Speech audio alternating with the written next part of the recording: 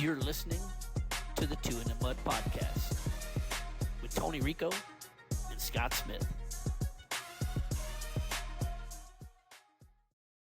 All right, guys, welcome to T. Is this episode 6? Episode 6. We pulled off 6. We've pulled off 5 episodes. I don't know if we pulled them off, but we're still here. We're still here. But episode 6 of Two in the Mud podcast, and every time that we have this scheduled, T, I'm all fired up for that day. Like it fires me up that I know you and I are going to sit around and bullshit about a bunch of cool stuff. But to those out there watching, yeah, welcome to episode 6. We're excited to have you. We are real possibly going to be joined by a really cool guest. Hopefully we're trying to coordinate with his schedule, and if that works out, that'll be a real cool surprise. So, but T, how you doing, man? How's it going? Good. You know, I think you hit it. I wouldn't want to do this if we're not excited about it. Shit, why would I want to spend my time talking to someone I don't want to talk to? Exactly. Well, you and I always talk about the coolest shit too. Like I know it's cool to us. I don't know if it's cool to everybody else, but it's cool to you and I. I have at least 5 people that are telling me they like what they're hearing. You know? Exactly. You know, so it's kind of cool because then you go down to that, hey, if you could have fun with just one more person or help one more person or whatever, we'll start from there and see where it goes because, you know, Scott, I'm not doing this for like the audience. Like how we can grow or whatever. I appreciate anyone, but it's really just sharing, like we said before, sharing our conversations. And then when we hop on early, we have to be careful because we start talking about stuff, and then like right now, I was like, okay, don't talk about that. I kind of want to share that. I want to share that. So I'll start with you know, our merchandise director Reagan is just, and our team with Juliana, they're great to work with, and Reagan's just really good at being pretty blunt with me and honest, and you know that I come up with a lot of stupid shit that she would normally never endorse, but you know, she kind of has to. And so I told her a few weeks ago that I'm going to try to minimize the craziness with our merch, and, you know, maybe from shot glasses to little squishy dudes or whatever. Right. And so I tell her that, and she's like, hey, thanks. I really appreciate that. And I go, but wait a minute. I go, we got one more thing kind of coming in, and I want to make sure that, you know, you're not too surprised by it. So anyways, I wanted to share this with you. Check that out. It's a challenge coin, which I really didn't know what a challenge coin was. Yep. What do you think? You knew that would fire me up. You knew I was going to like this. Well, I know it's in your ballpark, right? Well, this is a lot of people don't understand about the challenge coin, and I think you and I talked about this a while back. That's probably maybe where some of this has come from, just by you understanding the dynamics of that. But in the military, the whole challenge coin thing is it's how you acknowledge someone's good deeds, and good deeds being, hey, they're a great soldier, or they did something really cool, or, you know, whatever that looks like. And they're not just given to everybody.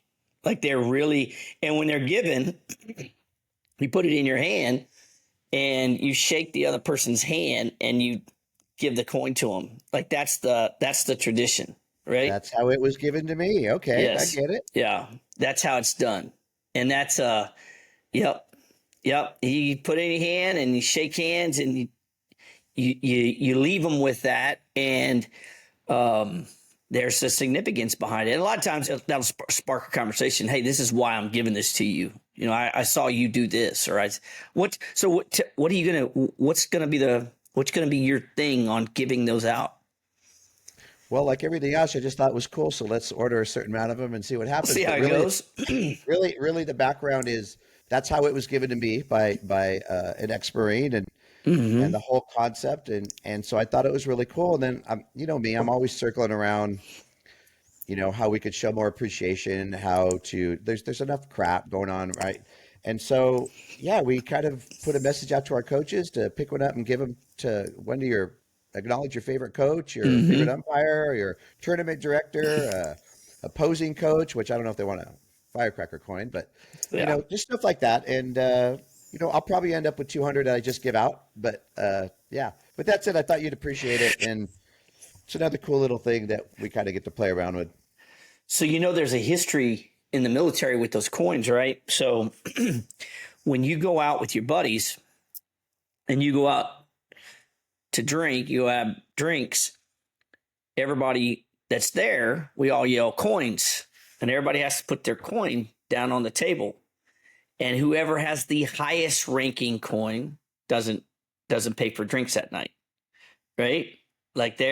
So if you're the lowest ranking coin, you're screwed because you're buying all the drinks, right? But if you have the highest rank, how do you get a higher ranking coin? well, you get acknowledged by a higher ranking individual, right? So traditionally, the way those coins things work is you'll have people in that are in what's called command, right? Like I used to be a first sergeant. So what traditionally will happen is the commander, the officer and commander of the company or the battalion or the whatever it is, right, will have his information on one side, and then the non-commissioned officer, which is the highest ranking non-commissioned officer of that company, of that battalion, whatever that regiment, whatever it is, would be on the other side.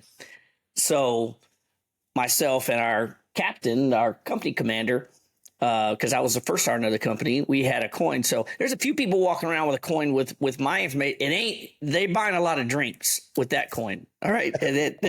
They're not getting free drinks with that coin. Like the 3 of clubs? Yeah. It's like, that's cool and all, bro. But this one's going to go set over there. But I have one of the coolest coins and a really cool story behind getting the coolest coin you could absolutely get.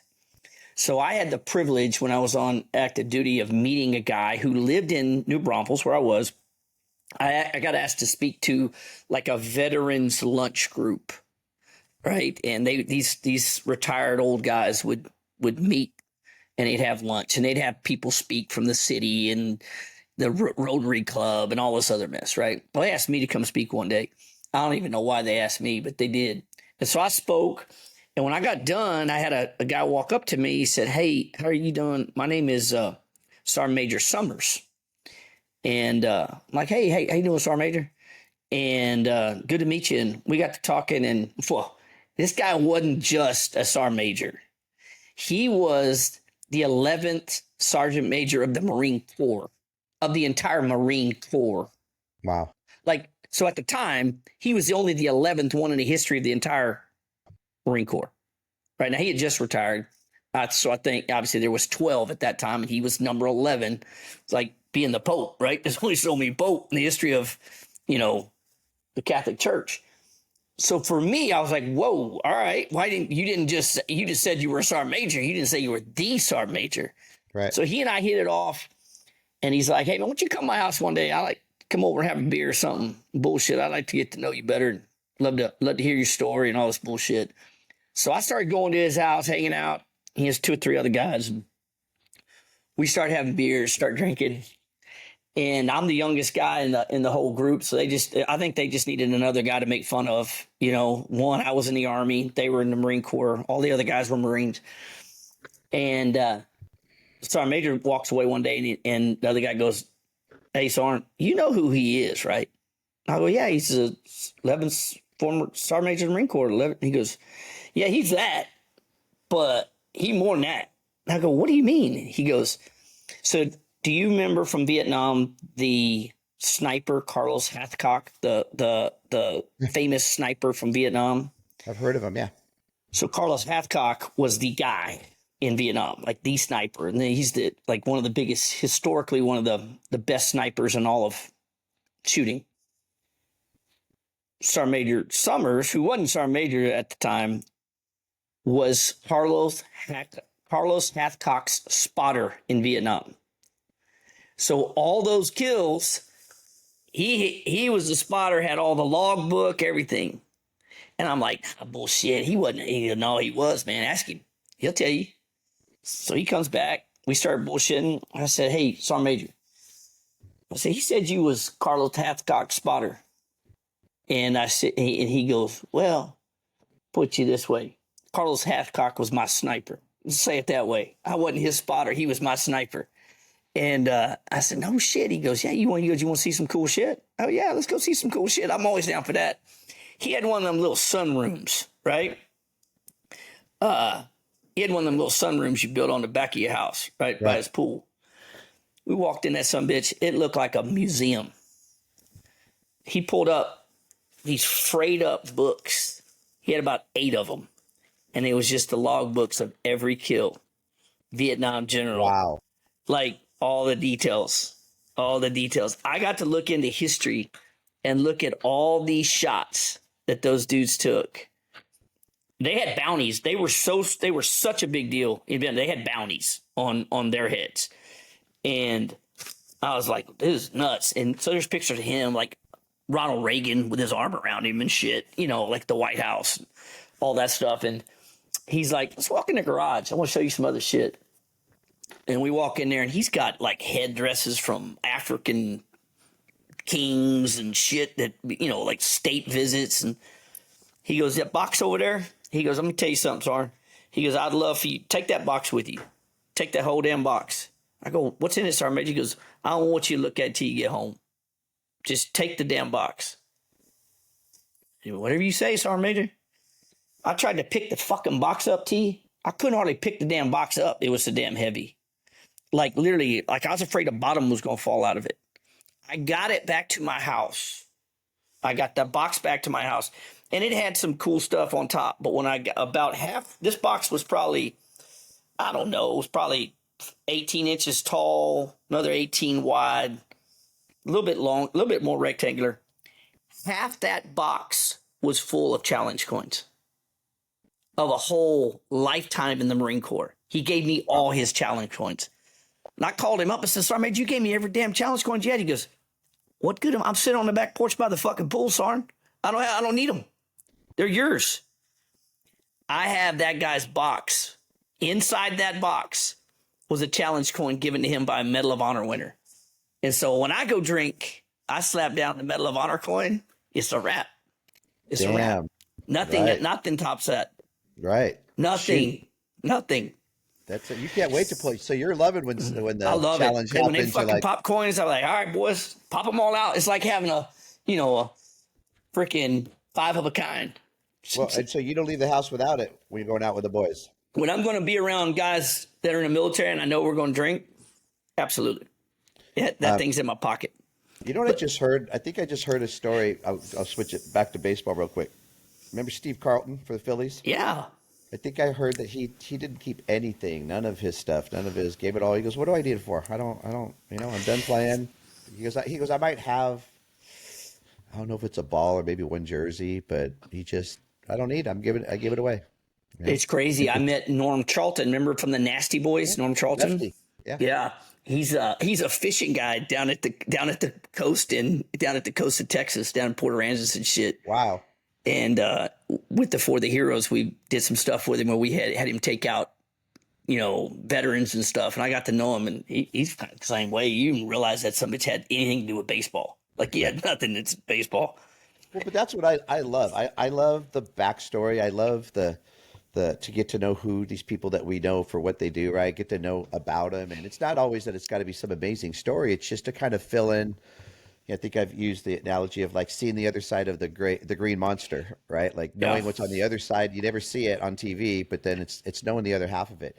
Hey, we got Memorial Day coming up, and I'm just going to show a quick snapshot, and I'll share this story in the next couple of weeks when we do this. Let's do it. Yeah. But we've got a guy that I met through Glenmore at Baylor, and I used to work with his daughter, Carrie, and his name is Craig Learberg, his wife, Barb. They're amazing people. And so I work with his daughter, and he invites me over to his house when we're in Colorado. They live down in Manitou Springs by Colorado Springs. And I'll just share this. See that picture? Dude, that's his den. You've showed me this before. Yeah. And so I'll share some stories. There's something in the middle of that picture that he even brought attention to maybe 3 or 4 years into it. But the stories that he passed on from his days as a Ranger in Vietnam were just amazing. But, I'll save it for the next time we meet, because coming up on a day that I don't like to forget, and that's Memorial Day. But switching, again, kind of gears, do you do any special merch or anything like that for Memorial Days or 4th of July or any holidays? Well, we Or have is it such. always kind of worked into your It's theme? always in there, like a little bit. We do so much camo stuff. We do so much. We have koozies that that say, "Hey, here's raise your glass for the one that saved your Koozie. ass," kind of thing. You know what I mean? That kind of stuff. Like we stick it in people's face all year long, right? Um, but bro, say because it's bothering me because when you showed that picture. Um, and you talked about Colorado, my brain immediately went to the gentleman that you introduced me to, and I was trying to think of his name. It's going to piss me off that I can't remember his name. Fast pitch Harry Runsell. Harry Runsell. Dude, talk about him for a second. Like, for real. Like, how did you meet him? Like, people won't have context necessarily, but I'd love for you to talk about him. They get so easy to submerge in these stories. So I'm going to look at my clock, keep it at a minute or two. Again, son of a World War II soldier. So anytime I would see any gentleman looked at the age of what my dad would have been, I always just try to strike up a conversation. There was a gentleman, I thought he was sleeping. He gets mad at me, or used to get mad at me for thinking that, but he was at the complex at Aurora just watching games, and I thought maybe he had a granddaughter or something. I went up and started asking him questions, and he just loves fastball. Fast pitch. He used to manage a men's team back in Minnesota.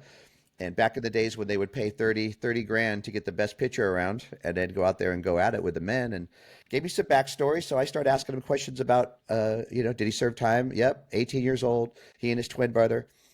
So I started asking questions, and this is what I get on the first day. He says, he went out to California to train because he was going to the South Pacific. And at night, they used to go to the Hollywood Canteen and the Brown Derby, which were famous for like a lot of the Hollywood movie stars and things like that. So he would tell me, Tony, he goes, basically they were really nice to us because they figured most of us weren't coming back.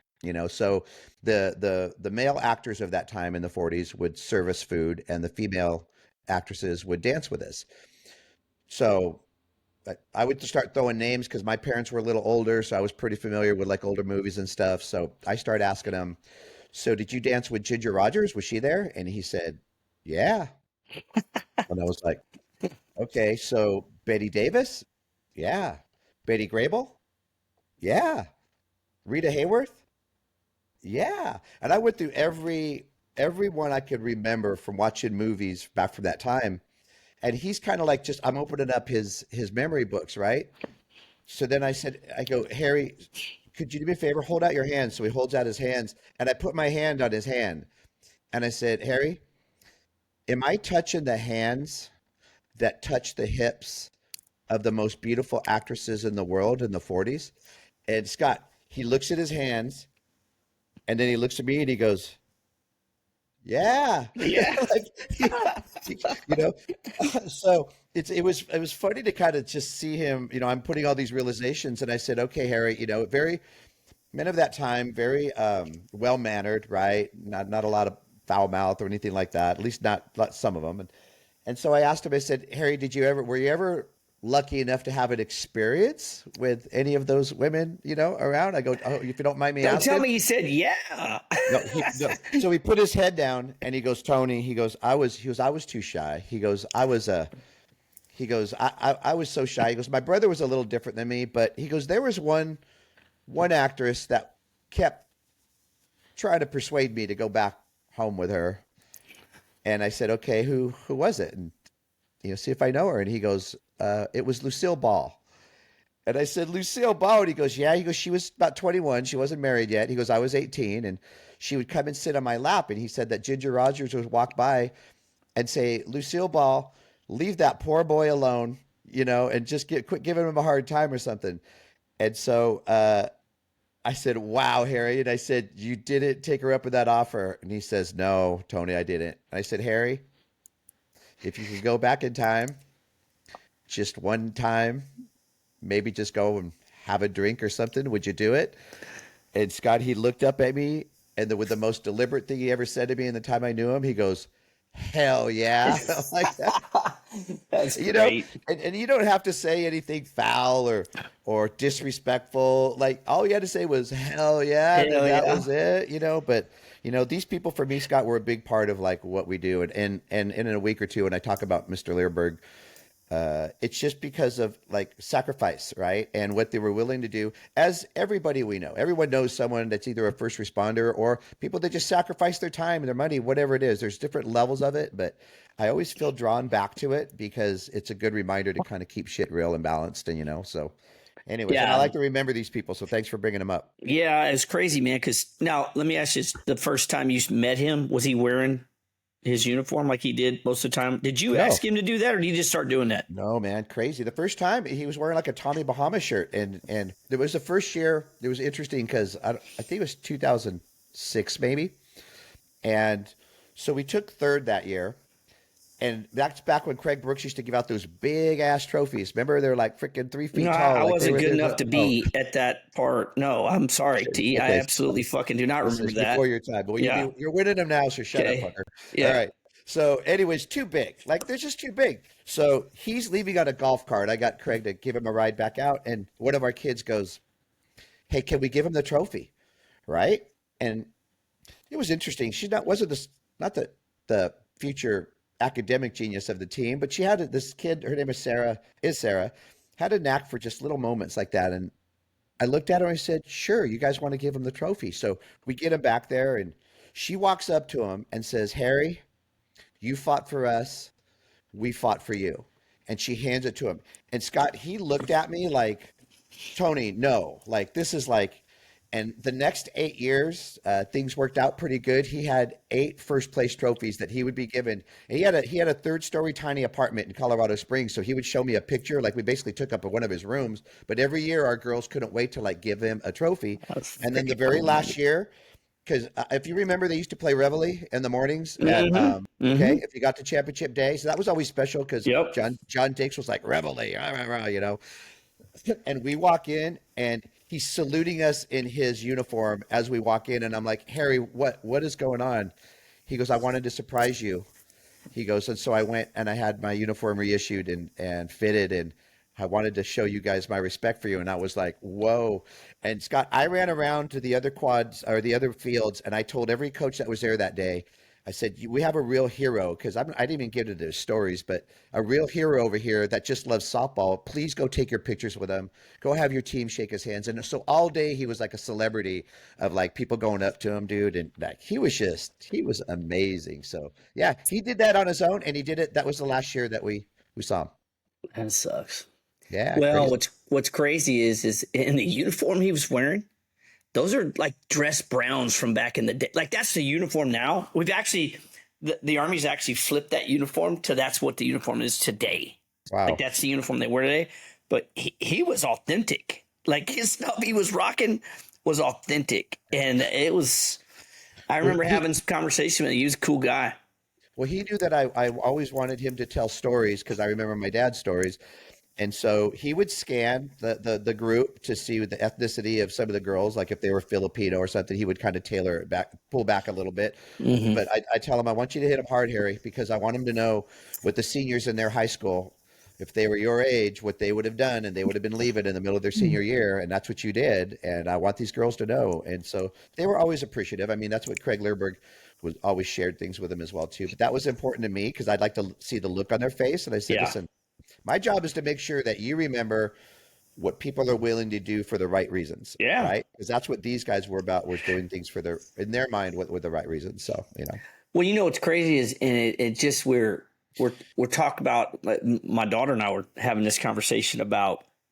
We were getting into the whole players today versus players before, right? The whole I was trying to explain to her, and it's interesting to me, like having grandkids and seeing and thinking about what influence I want to have in their growing up. Like how much can I talk about? How hard can I be on them? Because I know how hard life is, right? Like can I I'm not raising my grandkids, so that's not the right word. But my role in helping them become who they are, what does my role look like? That's a really weird place for me right now, because what I'm trying to do is rationalize that today's kids are certainly different than they were 10 years ago, 20 years ago, 30 years ago, like for sure.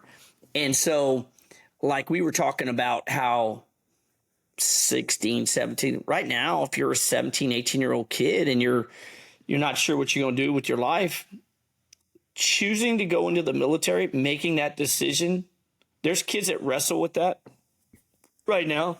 Back in his day, he didn't get to wrestle with that decision. He was told what he was going to do. He knew exactly what he had to do.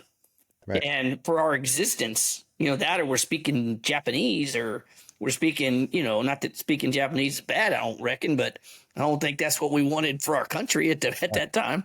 Right. It's just thinking about how they had a different life. They had a whole different life than we had. They wanted to fight. My dad, my grandpa offered my dad and his brother, he offered to take them back to Mexico if they didn't want to, and they told him like, no, like, are you kidding me? Like, this is what we're doing, and they went, and one of them came back, but it was a different perspective, definitely. Well, when you talk about history, you and I were kicking around. We said, hey, hold up, man, let's don't get too deep in this because there's some cool stuff to chat about. But I think about how my grandfather fought in the Pacific during World War II. He was shot. He was injured. Matter of fact, he got shot low crawling up. It was in a kind of a valley, and he was low crawling up the hill, and he was shot from behind, right? And so the Japanese machine guns at the time could not traverse up and down. They had it where all they had was horizontal. So he was moving up a slope. They couldn't move up and down. So they were trying to move they were picking it up. Their machine gun evidently they were picking it up on the tripod and going up the slope, down the slope, trying to get on plane with those guys. And he got shot. He said he got shot, felt like somebody grabbed, it's like just smacked him on the back of his heel. And the round went through his heel, through his butt, and out his shoulder. Right? It just went right through him. Had that machine gun been able to do this, he would have died.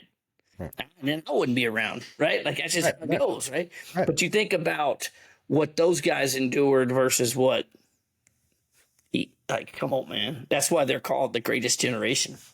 Like those dudes, man. But those guys don't understand what it's like when the umpire is given the river and you're trying to manage a ball game. It's like almost feels like the same thing. It does sometimes. It does. Freaking pissed off. I'm joshing. I'm joking. You're pissed. But I think that if anyone that's still listening, if you don't know about your family's history, ask, especially if you have someone that's older, because time flies when you get older, and people aren't around forever. And ask them questions because they're living history books, and they have stories that a lot of times kind of complete the puzzle of our lives. Yeah, just give it more depth and understanding of where we come from, right? Yeah, yeah. I had my great grandfather. I was starting to tell you the story. My great grandfather. So my grandfather just passed away last year. He was 96. Wow. Yeah, he got his money's worth. He's a bad dude, man. He played cards and drank whiskey till he was about 95. Right? Like he got his money's worth. He was a bad dude. This is the guy that got shot in the Pacific. His dad was an even badder dude. His dad fought at the OK Corral with Wyatt Earp. And that's what I was good at. Right. Yes. That's crazy. Yeah. That is His crazy. name was Bully Smith. My great-grandfather used to whip other people's ass. I mean, he was a mean son-of-a-bitch. But, yeah. So did you get anything from that day, that story, or just knowing that he was there? I have my grandfather gave my dad, they have, but the information supporting that this is a real thing. Wyatt Earp deputized my great-grandfather for the fight at the OK Corral. I couldn't tell you whether he shot anybody. I don't know about all that, but he worked that whole part of the country, the whole dot. My family came from Virginia, from England. We did a historical background thing, but they did fight in the not at the Alamo, but in the fight for the Alamo. And the fight for Texas independence, my family did fight because my great-grandfather, the one who fought at OK Corral, settled in Gonzales. Well, have you ever seen the whole come and take it flag that Texas has? The whole come and take it flag. It has a cannon on it. Mm-hmm. That comes from Gonzales. That's those guys. That's the battling cry for, like, come and take it. You think you're going to take it? Like, did you not do that shirt this year? We have done it before, and it's a big. But especially this year because you got it. So come and take it. I don't want people to come and take it. I want to come and I want to go and keep it. Is what I'm trying to do. Can you please not try to take it?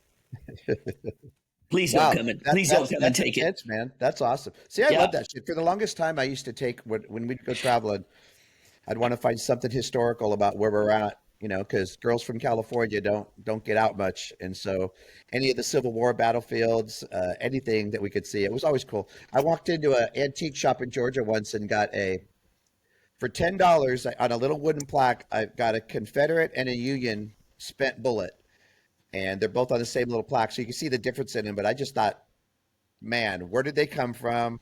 Who packed it? Who shot it? What were they aimed at? Like, just crazy stuff, man. The whole Civil War thing is wild to me. Like, it's hard for me to wrap my head around the fact that we were fighting each other, like that happened.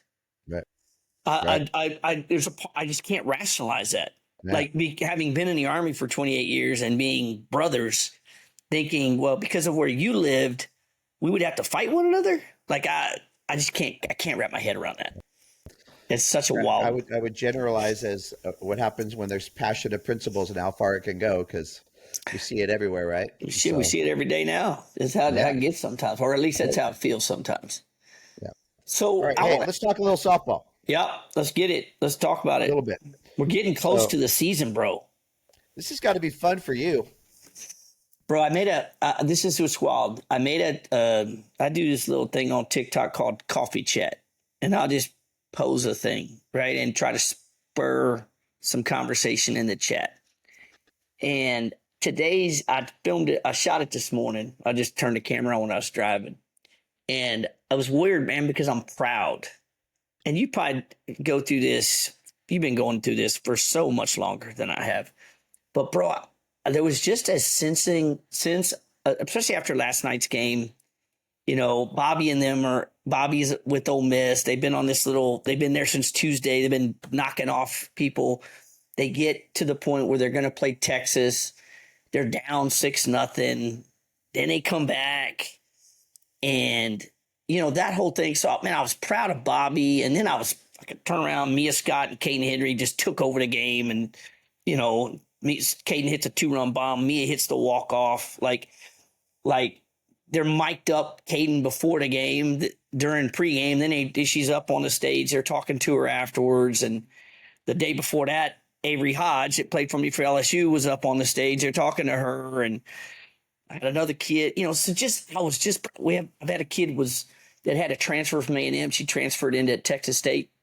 Her first year, she breaks the all-time single season home run record and the RBI record, and is the player of the year and the newcomer of the year all in the same year. Like, and then Danica at LSU gets a golden ticket. Like, it's just been this stuff, and I'm just sitting back going, dude, I'm so freaking proud of him. And I told people on the ticket, I said, I'm going to brag. I'm going to brag. And there's going to be people that criticize me for that, and I'm okay with that. But I don't think we brag on these kids enough. I just don't think that people understand.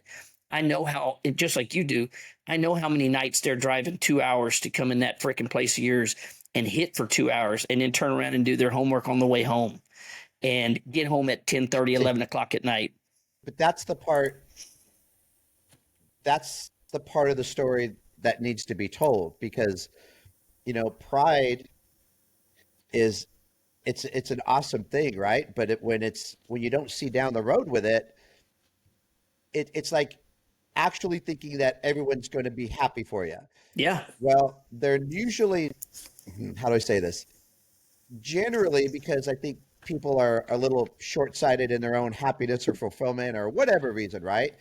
Or maybe it's just because the way people, to your word, brag, the way it comes off, right? Mm-hmm. So maybe it's not even anything to do with whether you're happy or not. It's just like, how are you telling a story?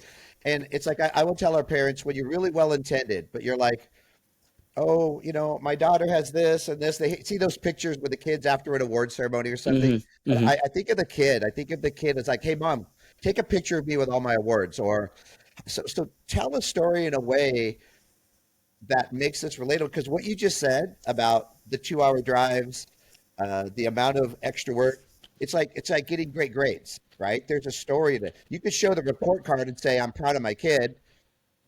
And I even got a little bit of a, all right, I'll take 2 seconds of it now. I don't give a fuck.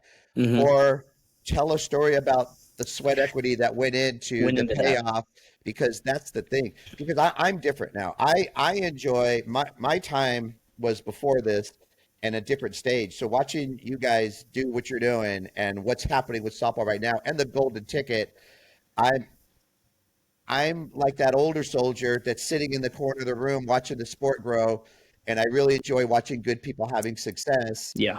And it's fucking awesome because now I'm not through living through our kids only, right? God, in our own camp, we've got Bashir and other people, but now I've got Yep. all these friends and these other orgs, and I know how you guys feel, and it's awesome, man. And this is the best time of the year for the sport, and every one of these girls has a story, you know. Real quick, I saw something with Bobby. So in between games, they were showing a show that they did on Ole Miss. Yeah. And so dude, it was like the NFL shows, Mm-hmm. like the music dun dun dun dun dun dun Yeah. dun dun, dun. Yeah. All of that stuff. And then Yeah. there's Bobby talking. They had beat Arkansas, and kid hits a home run. They show Bobby coming out of the dugout. It's pretty cool. Then they show them in their facility working, and Bobby's got his laptop talking to a hitter. And so kind of just what he explained to us, right? Yep. And so he was saying, so basically, yeah, like let's just work on getting your bat hit out a little bit more. And then Mm-hmm. Aaron Earlywine walks behind and goes, hey, when you get in the cage, hit the ball up the middle and pull the ball. That's all you got to do. And then he just walked. It was something like that, right? And Mm-hmm. Mm-hmm. I was like, oh, dude, it was like awesome. I don't know, man. I don't know what to say. Felt part of it, but it's really cool, man. I'm loving it. Yeah. It's interesting to see. I don't think people can appreciate that, like what Aaron was saying, is the old school. Just hit the ball. Pull it. Yeah. And Bobby's talking about, hey, your point of contact and your time to contact and what part of the play you hunted and all, like they all go together. They all go together. The same thing. Yeah, they all go together. And I think that a lot of people try to make one out better than the other. And I don't think that's the case. But yeah, like I think about like when Lauren had to be going on through that run of becoming the all-time, at her time being breaking that record and becoming the all-time home run, how that must have made you feel, knowing what small part you had in the development of that and help make her the player that she was getting to blossom and show the world that she was. There's just something about it because you know how hard the work has been. That's Yeah. the part that I'm proud of. Cool. And that the teaching was intentional. That Yeah. it's not having a kid on your team that did well and you're part of her story and you're like, hey, no, Yeah, look what I did. we're No. an Yeah. intentional, systematic team that I like listening to players of all levels talk about what went into their success. And again, there's a common denominator of, especially at the big league level, I'm looking for a good pitch to hit. Yeah. How many different coaches went into all those players with but bottom line is I'm looking for a middle. I'm looking for a mistake, right? And I happen to get it. So it's fulfilling to know that they created their success and it wasn't just because of athleticism or, this or that. And, Well, and at the end of the day, there's always a family component to it too. You know what I mean? Like, with that absolutely. family sacrifice and how cool. Like, I was thinking about like Avery Hodges' journey at LSU. She sat for 2 years at OU and was the good teammate. Played when they, all of a sudden last year at the World Series, they had some injuries. She played, but to then see her make that move over to LSU and now flourish and be like, okay, this is my time. And I'm going to go out there and play the way this thing's supposed to go. And I'm going to play hard and I'm going to try to help my team win now. And I have a different role. You don't pull those moves off. Everybody thinks getting in the portal and going somewhere new is really easy. That has to be super hard for them. That has to be new environment, new friends, new coaches, new everything, right? On one hand, that's cool. You can look at it from that perspective. It's a fresh start. On the other hand, there's a lot of unknown. And so to go have success says a lot about their preparation and what they pulled off and all that good stuff. So, part of our opportunity is to give them ownership of what they do as any profession would in professional training. So when I say you got to own your shit, you can own your shit if you're one of the 2 or 4% of people that are naturally confident. What does that do? That doesn't mean the other 96% are screwed. It means you have to have training that gives you that confidence so you can walk in that portal, like an actor going into an audition with 300 people. Dude, I'm getting this job. You have to have a level of certainty and confidence that comes from something. It has to come from somewhere. And maybe it goes back to what you just said about being that grandparent, because I thought that was very good for you to be self-reflective in how do I want to be, because isn't that what grandparents should be? If a grandparent is acting, and I would say like they did when they were a parent, it's like, well, now I always do that combat soldier officer thing, right? It's like it doesn't. And then the challenge is, well, okay, but what does my grandkid hear? Because they're either going to welcome your advice if they have that certain mentality and sit down on your knee and or next to you and listen, or it might be like, hey, you stubborn little sucker, I'm going to tell you this and you're going to remember this in 30 years. You're going to eat shit with your friends and this and that if you don't learn to appreciate the bigger, whatever it is, right? Yeah. Because it's going to be you're going to remember this later because you're not listening now, right? Or something like that. But I think it's important for coaches to think about, what kind of coach do you want to be? Yeah. What do you want your influence to be? Right. Because it's funny because I'm also the grandpa that says all the bad words in front of them and gets scolded. So I'm that grandpa. Right. So I'm introducing them to all the bad shit they ain't supposed to say. Cause that is, and I'm trying to embrace the fact that like my grandpa did that with me and his grandpa probably did that with him. So this is what I told my daughter, this is what you get. Right. You don't get, there ain't no do-overs. Right. This is what you got. And my daughter is the person who gets up. She's an incredible mom, right? First, I'm so proud of the mom she is, but she's the one that chops up the strawberries and the little blueberries and the egg whites. Like she makes them this incredibly healthy breakfast. Guess what I brought this morning for Ma? Donuts with sprinkles. Donuts with sprinkles on top. Yeah, I'm gonna be that dude. I am gonna be that guy. It makes it that much better for the donuts and sprinkles instead of getting them every day, right? Yeah. And I just talked him into the way I did it this morning was like, okay, take a bite of your banana. Now take a bite of the donut and eat it at the same time. That's when it's really good. And Sloan was like, it's perfect. Is that what you do? No, but I talked them into doing it. So I talked to her and I talked my 4-year-old granddaughter into doing it. So she was down with it. It's funny, their face, or they'll tell you whether they liked it or not, no matter what you tell them, right? She'd tell you if she didn't like it, but no, she loved it. She does good stuff, Pop. It's good. Yeah. So hey, softball wise on this, I love to get into the behind the scenes side of it. Yeah. Well, you guys, I saw something the other day. You were on the field with was that a firecracker coach that you were on the field? You made a post. Always great to be on the field. With Coach George Horton. Yeah.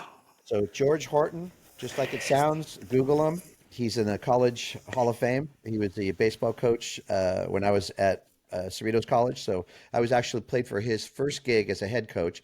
Then he went on to win national champ, coach with Augie Garrido at Cal State Fullerton. Then he took over the head job there when Augie went to Texas. And then he was finally persuaded to leave Fullerton and went up and coached at Oregon for quite a few years. And he's very open about just talking about that was a time where he couldn't change. Times were changing than they were, like we are just talking about, kind of how things get different. And so then he retired a few years ago, and now he calls me out of the blue 40 years after playing for him and tells me that his his granddaughter is a firecracker, and I almost shit myself. I'm like, Coach, like he had no idea, I don't believe, how much he influenced. I think I mentioned this before. In fact, for me personally, just my own behavior in games. And then here he is in our backyard coaching firecrackers. And so he's an amazing coach. He's an amazing role model. Kind of has for me a little bit like how you would hear players talk about Coach Candrea back in the day. But his influence was way past the game. As far as the game goes, we wouldn't have a single trophy if I didn't play for him. I Yeah, would that's have I cool. would I would have imploded all the time. So yeah, but that's having him out and then giving him the stage, letting him talk the game. He was talking about, I think, in that real reacting to speed and stuff like that. But doesn't get any better than that, man. Legend. He's an absolute legend. What with the season starting up right around the corner, what are y'all working on? Like, how do y'all approach the big? Because y'all are a lot like us. You still got kids in high school. They're finishing up playoffs. Y'all are getting them. They're trickling in now. I'm assuming that's how it is for us.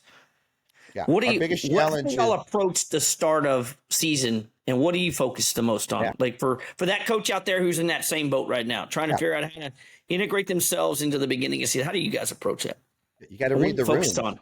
Yeah. Every year you have to read the room because you got to know how tired your kids are, how many of them are playing 6 days a week. Now maybe they're tapered back to only league days, but they're still practicing. How many of them are their arms sore? And you don't want a lathered up horse going into the summer. Mm-hmm. So we really try to incorporate things like media days, classroom education, video breakdowns, different things that aren't so strenuous that give them an education part of kind of what's going on and preparing. And then in the next few weeks, get them on the field and start integrating team strategies. So whether it's Yeah. offensive strategies, defensive sets, make sure our communication's good, and really just know that we're prepared for, I would say, like the hairiest first and third situations that could determine a game or stuff like that. So it's all Yeah. preparation for stuff like that. Yeah. Yeah. What about It, you?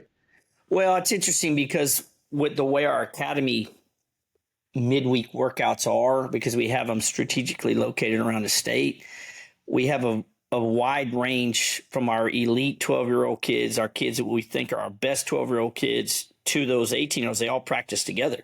And so that system that we're trying to put in is identical. And the 12-year-olds have been playing, and the high schoolers are now gravitating back to our environment. And Right. so, we spend a lot of time focused on execution of playing catch. And so we literally there's so many variations to what we're doing, but it always has playing catch associated with it. I think they all thought we had our first midweek workout last week, and I think, or last week, Wednesday. And I think they all thought they were going to come out and hit and all that stuff. We didn't even pick up the bat. Like, it was literally just, hey, we're gonna throw. We're gonna throw I and like I like catch. those, I like those days though because if you tell them ahead of time what you're going to do, they're like, "What?" But at Yeah. the end of it, they kind of appreciate it. Shoot, we call it rhythm catch, and gosh, quite a few years ago, I think we were down at the scrapyard, and we had a couple coaches watching, and I said, "Coach, you just play catch for 35 minutes straight." I said, "Yeah, but they're not tired. They're not. I didn't wear their arm out." I Yeah. said, "But we play catch until we get it right." Yep. I'm Yeah. big into that.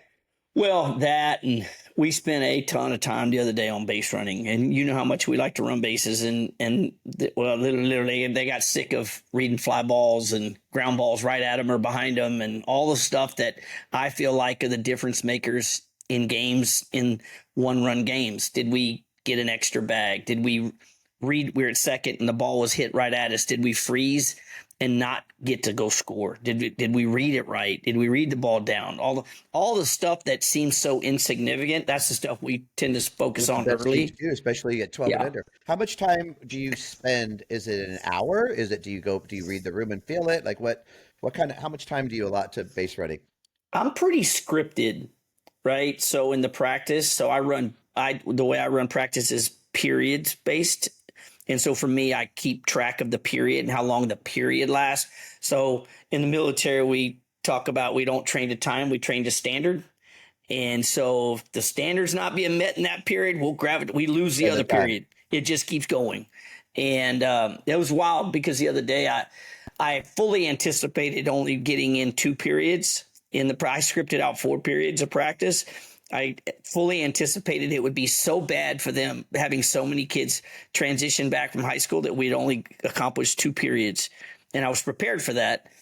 We got through all 4 periods. And I told them, I said, this is a great practice. because usually I'm kicking y'all's ass off the field and sending half of you to the house, or we lose 2 periods because we can't get through the other period. You guys were really good. So, Right. but we're usually, because I'm pretty regimented about a 2-hour practice. That's my thing. Be really, really efficient.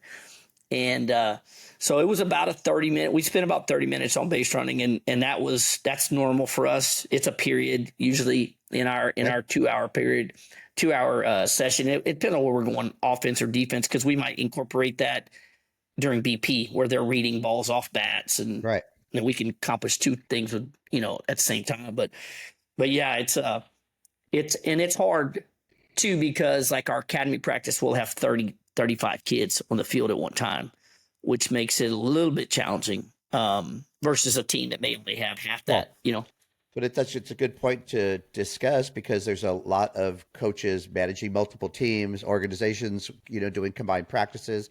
And so the kiss of death is to stand around, right? For those inexperienced coaches, too many kids on the field, not doing anything.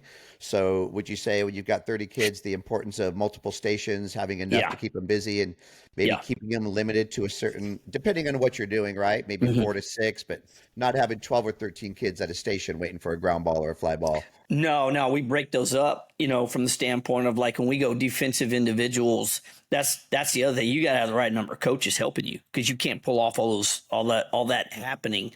So our outfielders in one spot, our corners are with a coach, our middles are with a coach, our catchers are with a coach. And if we happen to have a lot of pitchers at that practice, well, they're usually integrated in with the middles, because we treat with them with that. But yeah, you've got to be super strategic in the way that you manage that many people. But I think the other kiss of death is not having enough players at practice. Where you're single source. You can only work on this. You don't have enough. Like when we worked first and third the other day.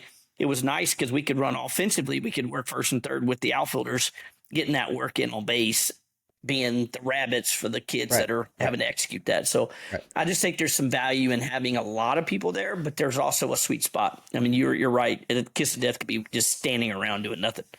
Well, and I think offensively you see it too. It's how to break them up so you don't have a 12-person shag station. And, and again, I'm really speaking to a lot of coaches that I come across that, again, these are areas of the game that once they learn that, they run their practices much more efficiently. So question for you on your base running. It's been said, I didn't say this. Well, actually, I did see it once, that Bomber players tend to leave a little bit early. No. Or sometimes moderately, no freaking way. I mean, who told you that? I wouldn't go to the 2.5 steps. Who? So do you told you clearly that? explain the transition if they are possibly using that breathable space and travel ball, that shit's going to change once they get in college? And you better understand, right? You got to practice both, right? The kids that everybody says are leaving early, the same kids that lead the country in stolen bases. Look at the top of the stolen bases in the country, and I promise you're going to find some kids that wore Bomber uniforms. Because if you're not pressing that envelope, you're not stealing bases at the level they play at. You're not. And the whole call, checking them for leaving early thing, that's changed. But at the same time, I also think the way we steal bases puts people in this perception that we're leaving early because of the way we go about it. And the way we start with our feet and the behind the bag stuff we do that creates momentum. But we catch umpires with that shit all the time. And I'll go back and I'm serious. I'll pull up video and go, you said she left early? There's some bitch. She did not leave early. And all those people that were crying about it over there that got you to say the shit, I'm showing you right here. She didn't leave early. Hey, you sound like me at third base with the slappers. Yeah, come on, coach. Come on, coach. You know. Like, hey, listen, I'm not saying we don't leave early. I'm saying we don't leave as early as much as you think we leave early. Or I'm not saying like, we leave on time every time. Or yeah. I mean, look, I'm also the guy. If they call us out for leaving early, you ain't gonna see me walk across and say nothing, because we probably did. If you busted us, we probably did. And to a serious point, it's knowing when, obviously in a championship series, okay, let's make sure we're there and they're watching and all those things. But for the most of the year, yeah, absolutely push it. So to be serious with it, yeah, push that base running. And it's like looking for the extra base, anticipating balls in the dirt, push it, gets that next base. But you guys do it as well as anyone. Well, I would say this too, though, T. There is a mindset, and we talk about this with our base stealers. In fact, we just talked about it. Is that we want to stress, like, I will not play a kid in a game. I will take her. I'd look her dead square in the eye and tell her, if you're going to be lazy on base, you can't play for us, because I'll be so mad at you all the time that you'll be pissed off at me, and that's not going to fly. I don't care if you think you're fast or you think you're slow. You can still sell your lead at first base and work hard on the bases to have an impact on the defense, even when you're slow. Right? If you can be a slow person, still make it look like you're stealing, and you're not. And you're moving the shortstop, or the same when you're at second. Now you can't take as aggressive lead at second because he'll back pick you over the top.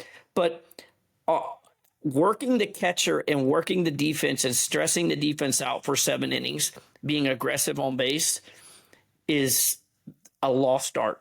If people do not put effort into that. And that is probably the biggest adjustment I have from high school to travel ball. When my high schoolers come back, they've been taking these lazy, limp, bullshit leads. And when I go watch their high school games, I'll tell them, like, dude, don't think for a flipping second that you're coming back and doing that shit you just did out there. You're doing that with me. That ain't happening. And we ain't doing it. Right. And that's part of what getting them back from high school kind of does, is kind of get them back in the corral and know how we do things. You brought up a good point. So, excuse me, we'll call it the fake steal, right? You could be a number 4 corner that it's not an extended lead. It's a hard pump to sell that you're going, because when is the other guy going to say going? Yeah. They're not waiting to your third step. It's what you're selling at the beginning. And as you said, pulling a shortstop out. Now, how about, you're looking for a ball in the dirt. Now the other team. So this is a Coach Horton deal now, what we got from his system, right? When the other team knows that you go on a ball in the dirt, right? Even if they throw you out, they know they go on everything in the dirt. So that puts this added apprehension on the catcher. It's like, if it hits the dirt, they're going, similar to like what a slapper does or something. So this pressure, this constant, and you have to respond to that. So in the end, if they throw you out or they make the play, you could see it in their face. It's like, dude, you had to work for that. And you know what? And you earned it. You threw 4 of our kids out, because that's what you're going to have to do, right? And so, no, very, very good point again to any coaches that might be hearing that, because sometimes you tend to fall asleep when the kids are on the bases. Well, and I'll tell you this, man. I was sitting here while you were describing this. I was trying to think of the pitcher we were facing, and I can't think of her name. But we were playing a game not too long ago, and this is when I had Mia Scott and Caden Hendry and those guys, and we were playing against a team that had just a legit catcher, legit, and I might have got us thrown out 8 times. Trying to steal second. I think we were 1 for 9. 1 for 9. It was Caden Henry. It was a bang bang. She could have even been out. It was that close, right? Umpire called her safe. We had 1 hit in the game. It was a duck fart over the shortstop. We won the game 1-0. During that entire game, I had people screaming at me, "You're killing us, coach. You're running us out of the game." Parents doing parent shit. And at the end of the day, that I tell that story to our younger coaches, because there's going to be times you're just not hitting this kid.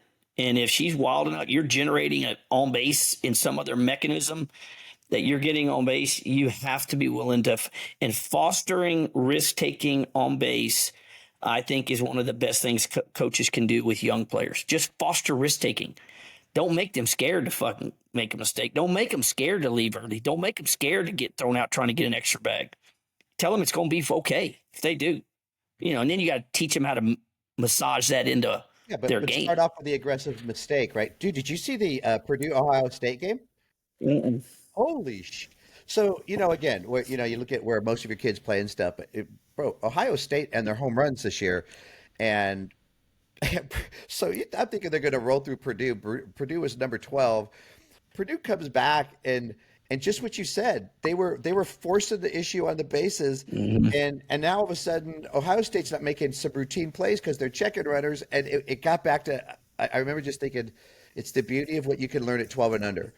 and slide into a base, pop up, and get ready to go to next base. And first and third, how many teams really they have plays, but they don't know how to own a first and third defensively, right? And so they whooped the crap out of them, Scott. I think they beat Ohio State, I'm going to say by 7 runs or something like that. And then all of a sudden now, I didn't know who the Purdue coach was. I think it was Boo Gillette before. And then so they've got a woman now that I think she's from Italy because she's got this accent, and I'm sure some people know she is.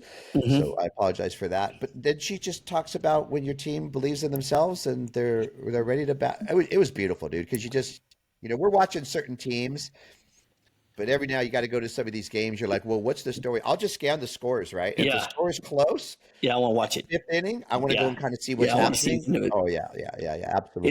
It's so funny you said the word beautiful, and it triggered me into we had some of our younger kids, and I was working with them on base running about recognizing when the pitcher walks out of the back of the circle. And you're trying to teach a 12-year-old how that whole dynamics with those middles, they come in and their backs turn and that kid steps out of the back of the circle, and what you're looking for and how that's not a coach decided opportunity. Like, that's a player driven move. And I was at the field in College Station a couple weeks ago, and I was watching our 12-year-olds, and the kid, I could see her. I'm watching from the outside. Nobody had talked to her. She's like all ready to go, and she's looking. And that kid walked out the back of the circle, and those 2 middle infielders just turned, and she took off. And she got to second, and she's jumping up and down, happy and all. And she come running in, and it was just watching the light in her eyes, knowing that I just learned something and I'm doing something that they didn't know I could do. Yeah. And dude, you teach young kids to take risk and what that means to them. Don't put them in a box where if they do leave early, you're yelling at them when they're coming back. They're never going to leave early again. Right. They're never going to be a base stealer. They're going to be so scared. Right. And I remember telling that her coach is one of our younger coaches, and he's incredible coach. I love his energy. And I told him, I said, bro, if you take care of that one right there, she's going to score runs for you all summer. I just promise you. She just don't get on her. She gets busted. Like, if she gets out, tell her, hey, we'll get the next one. Don't worry about it. Hey, you got to keep an eye on Sean's got this kid, Brooklyn Carter at Baylor. And, all the years that I've coached, all the steals that, this kid from third, Scott, I went back and I slow motioned it when she was at Washington. Okay. So she does the shimmy off. I want to say it's on the catch. She goes on the catcher's throw, and it's 3 steps. It's going to sound crazy, right? It's 3 to 4 steps as she takes full stride and does a head first. And I would want to see her up with anyone. Like, it's because it's not just her speed, right? It's she's got this down. So now they're playing Oklahoma State, and Sean's other kid, Cheese, is in center field. So of course she's telling Oklahoma State, look, man, she's going to go. So to me, it's just kind of awesome because now the Oklahoma State catcher pump fakes and turns because she's going to go before that ball even leaves, right? Like that, and it kind of held her, so it kind of checked her. And I was like, man. Oh, your old travel ball teammate wasn't having any of that. You're not going to beat us like that. And so it kind of held her there at third. But that is such a great play to watch when it happens because you talk about picking someone's pocket. Well, it's crazy that that the 2 travel ball teammates know each other's game so well, and that's what happened last year when Mia on third, she's going to go. Yeah. She's going. You better watch out. Well, that's what happened last year. Remember when Mia Scott made the base running mistake in the World Series against OU, and she made the big turn, and Avery Hodge had the ball, and Haji knew that what Mia does. And so Haji looked away and acted like she was going to throw it, and then just turned and backhanded it over there and caught Mia off guard. She'd been on the field with Mia for 4 years. She saw Mia, that whole look away, and I'm going to the next base. And so when people made a big deal out of it, I can't believe she did that. I'm like, you realize that's the same shit she does all the time that you all celebrate. Right? You all celebrate that when she does it. It's all over the place. People, look at the incredible play she just made. The only reason that didn't work, she was dealing with a teammate that had been on her field with her for 4 years, was waiting on it. She knew. But isn't that part of what we would do as well? We say, hey, by the way, when you're facing a team that has your information, how dare you be surprised that they're going to anticipate what you're doing? You should know what they're anticipating make that work for you and now do something that they haven't seen you do. But don't get stuck in your regular MO when you know somebody over there has that information, right? Like I didn't change my signs for 20 something years. And anytime we'd face the next player, I would just change something that changed the dynamic of the signs and go, so I'm going to give them what they think. And then once they cross their team up, it's going to be something else. But you know, that's always fun to watch that. It's another really interesting piece to share with people is, and I got this from you. I wasn't aware of it until I kind of watched you, right? You don't know, this is something that I know how good you are at using the information that the defense is giving you for your next move, right? And so I'm always reminding our players, and I do it every time we have training camps. And so listen, you get a coach like Tony Rico standing over there, and the third baseman, the shortstop, are saying out loud who's covering the bag, he's using that against you. Like you can't feed a coach like that. You can't feed him that information. Right. It's like now it's like Chat GPT. It's like putting the information in Chat GPT. They're going to give you the right answer. They're going to bust you. Like, and so I always like it has to be code driven, or it has to be nonverbal. It has to be whatever on who's covering the bag. You have to deep the coach into who's make it look like this person's covering the bag and y'all are actually running a hedge and she's not going, the kind of stuff we talked about. But what I really learned is that how important it is as a third base coach, one, to pay attention because the signs are everywhere. They're giving you every piece of information you need to have to be able to make the right decision for your team. And at the same time, you have to, if you're the defensive guy, you cannot allow your team to feed another team information. It cannot happen. And if you're doing that and you don't know you're doing that, that's a problem. And I have coaches all the time they're telling, they're saying, hey, what to do, but from the dugout. Well, fuck, you just told me what you're doing. Right. All right. Okay. Thanks, bro. Appreciate it. Well, there's different levels to it. Like there's some teams that are oblivious, so you could basically move your catcher, you could do whatever. There's times of the year when you could say, hey, look, even if they're giving information, I'm still going to do this because we're going to learn. But you have to know who's watching. The best third base coaches to me are the quiet ones because no one's watching them. And then, they got their sunglasses on and they're watching shortstops give sign behind their back or different things like that. But it's we're in such a day of like data information that the behavioral information will never stop. I would just tell people, look, you could walk into a place and know when someone's pissed off, when there might be some person that's a little funky giving you a weird vibe that you need to hold onto your purse. There's tons of behavioral information from the umpire to the other team to that sense of confidence, like whatever it is. And the challenge is the higher the food chain up you go, the harder it is to get that information. And, to your point about the third baseman, I would say, hey, say a coverage out loud and do the opposite. Exactly. If he goes based on what you just said, yes, now you're screwed. Like I used to really like our third baseman with a runner on third is let you give the sign or call the number, then afterwards say, watch the squeeze. Yeah. Okay, because I go, think about what that does. If you wait until he gives the sign or says the number or puts the play on. Tony, we're going to do something in live. I'm going to take a call from Steve Trevino real quick. Occupy the people. Steve, what's up, brother? Jump on. No, hey, as long as you feel all right, let's go, man. We did love chat with you for 15 minutes or so. It's in the email I sent you. Yes, sir. All right, buddy. All right, man. Sounds good. How cool is that? Right on live, right in the middle of the podcast, Steve's going to jump on here. Well, and then the social media posts, were accurate, and he's coming on. And we thought we were going to pull up. He got sick last night, he said, and he'd been taking some medicine. So we're gonna get Steve Trevino on here in a second. My apologies, guys. Good morning. Good afternoon. It's all right. Good morning. How are you? Hey, Steve. I'm Tony, and Scott. I think he's going in and out. Figures right when you pop in. There he is. There he is. What's the topic of conversation today?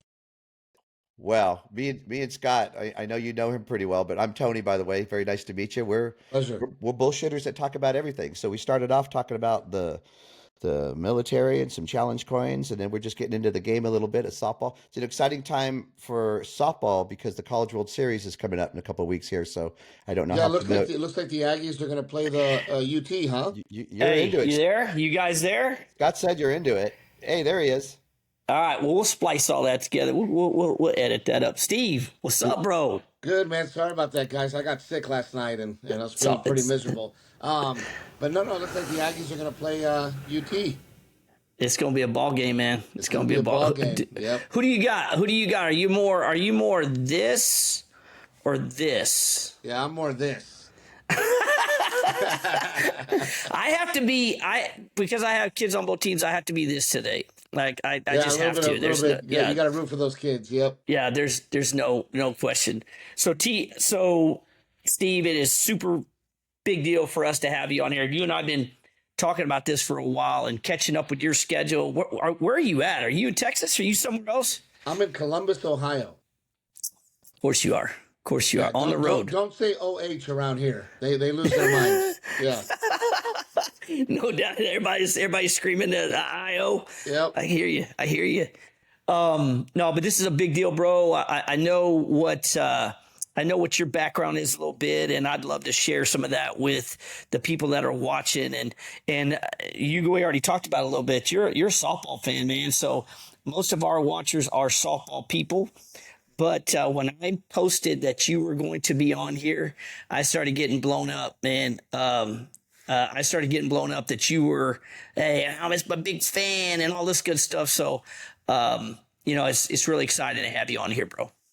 Well, I'm glad to be here, and I love talking baseball, softball. It is the greatest sport in the world. I mean, there's no doubt about it. I mean, people don't realize, you take a baseball player or a softball player, and that person can play any sport well.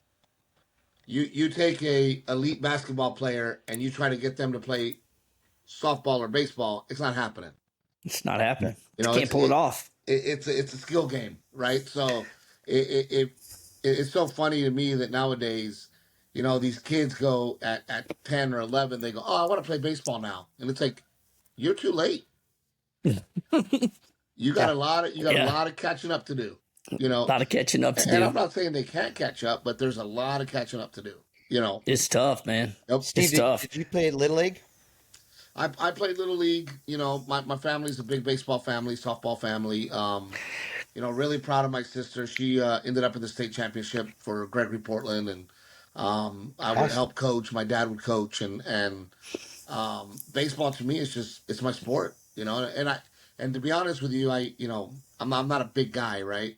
I absolutely love playing football. My dad goes, Trevinos play football until 9th grade. Then we play baseball.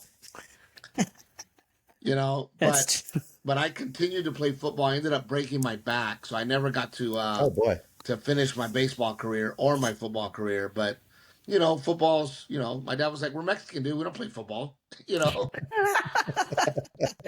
Well, you come from a hotbed of baseball, though, like Cal Allen, Robstown, Gregory Portland.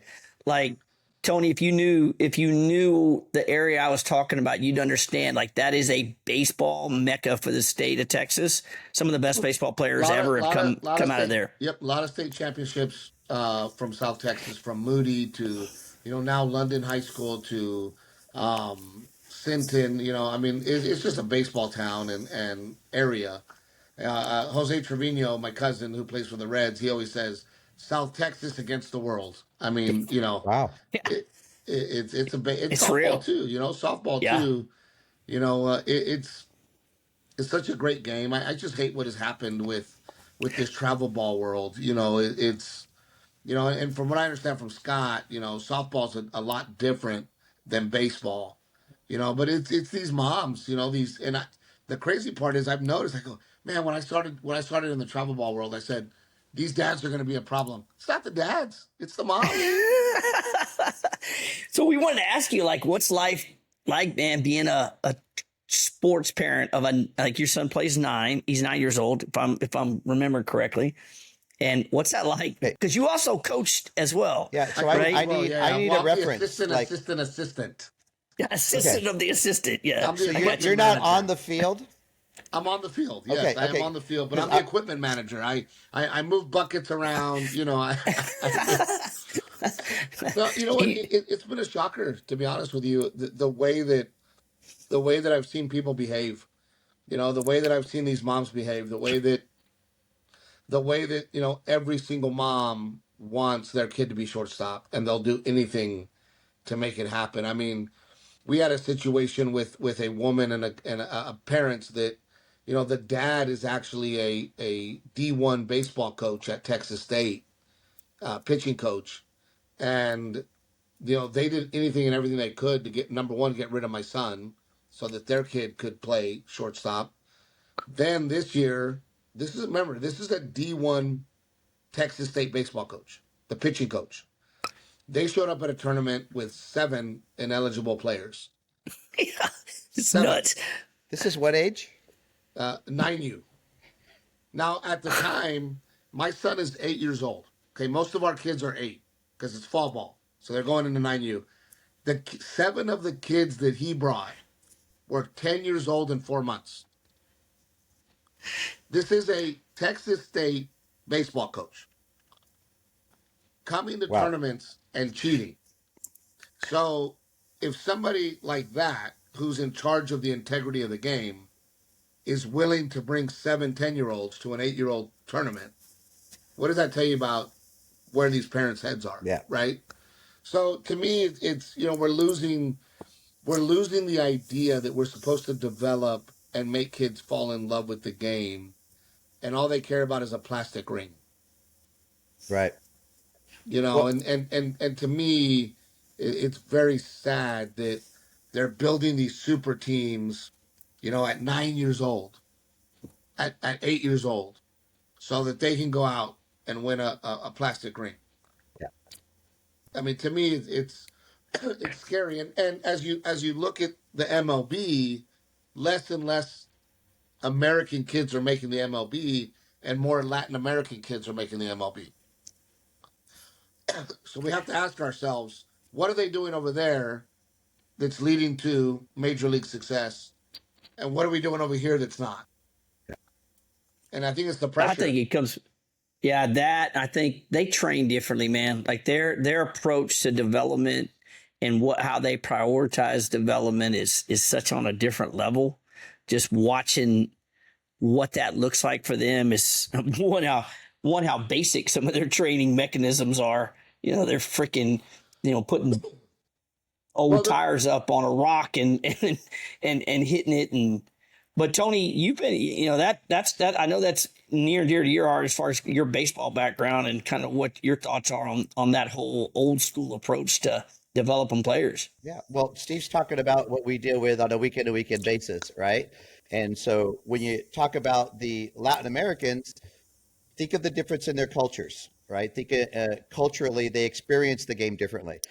Scott, when we do that International Cup in Colorado, the Puerto Ricans bring out their horns, they bring out their drums, they celebrate the game. They're not lost in the playing time. They're not lost in the stats. Like, I'm sure they're aware of it. But when I first started seeing the South Americans come into baseball, and they were hitting rocks on the beach, the interesting thing was that they didn't get intimidated when they went into Yankee Stadium. They said, I don't give a shit. They're swinging the same way they did on the beach. And Steve, I look at it as that's why Scott and I get together, because we have real conversations with this, and because we got an opportunity to talk to these parents that you're talking about, right? And maybe get them to understand a different approach, a different perspective, understanding why they're obsessive, understanding why they're lost in it. But Scott's talking about being a grandparent now. What would a good grandparent say to his daughter, who's a little over the top with how well his daughter's or how well Well, her daughter's doing? I'll share this with you, and I've had a lot of success with my son, and I'd like to share it with all your viewers and listeners. One thing that I do is I put it on my son, and what I mean by that is I will say, "Hey, son, do you like baseball?" And he says, "Yes." I say, "Okay, my question to you is, do you want to be good or you want to be great?" And my son says, "I want to be great, Dad." Then I go, "Okay, what does it take to be great?" And we list out all the things that it takes to be great.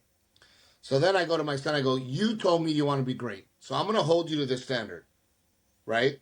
So when I'm holding him to that standard and he gets frustrated or he gets upset, I just go, hey man, my bad. I'm just here to help you accomplish your goal, right? Because you're the one that told me you want to be great. And when you put it on them, it's a different mindset, right? Right. It's, he comes to me and says, Dad, I want to be great. Okay, let's go practice. That means we have to be in the cage. We have to take grounders. We have to play catch. We have to do all these things. Well, Dad, I don't want to today. Okay, you don't have to. But you told me you want to be great, Right. right? So when I put it on him, it has become very, very successful. I don't ever yell at him. I don't ever get upset. As a matter of fact, when he gets upset, I walk off. And he's like, "Where are you going, Dad?" And I go, "Buddy, I didn't come here to have a bad relationship with you. I came here to play ball with you because you want to be great." So it's a mental thing that I'm able to put into his head of like, you want to be great. Right. I don't want you to be great, right? You're my son. You're already great to me. I love you.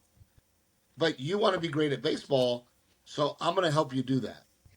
We're Yeah. we're a team here. Yeah. Right? I'm not the guy coming here making you do something. We're a team. I'm helping you be great. So I like to share that with parents because a lot of time it's all about I want you to be great. Yeah. I want you to be the best baseball player.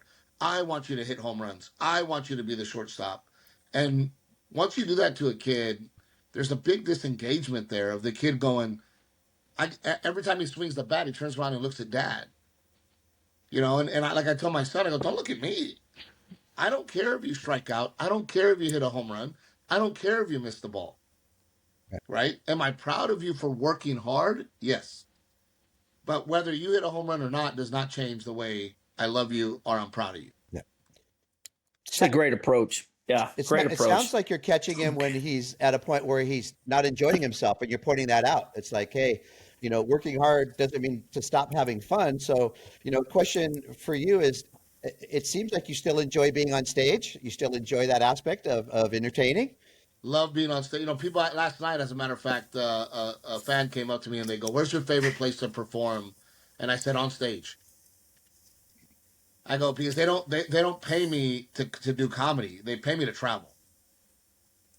They pay me to get on a plane, come to Columbus, Ohio, did my show. I don't know what I ate, and I was up all night throwing up. That's what they pay me for. That's what they pay me for. Bro, I gotta ask you, how did you get into comedy? Like, how did that happen for you? Like, where in the process did you go, dude, I'm gonna stand up and make people laugh? I love that you asked me that question because I don't know.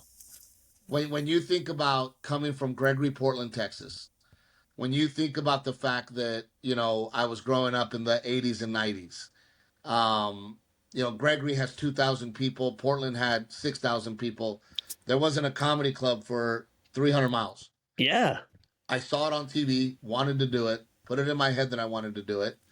I remember in second grade, people would ask me, "What are you going to do when you grow up?" And I would say, "I'm going to be a comedian."